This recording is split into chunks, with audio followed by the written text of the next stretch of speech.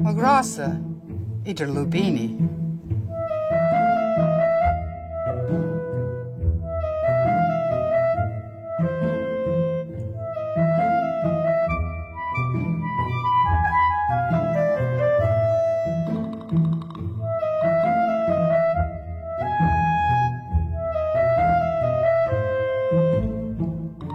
Níl mo Ghrá-sa mar bhlá na nárne, a bhí an ngárdín, nó ar chrán ar bith.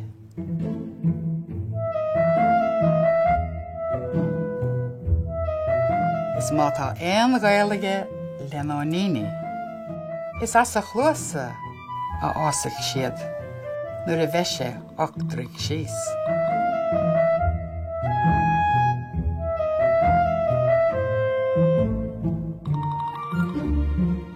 Ní héan gluise ceolmhar iad a thuaile. Táid rug hongrach dá chéile ar an gcéadal síos. Is más slíam é siada, tá ribí a ghruaige mar bheanna gomh Shakespeare ina bhair de gní. Ach is cumasan, tugann sé dom úla. Is má bhíonn sé ina humor, caire finiúna.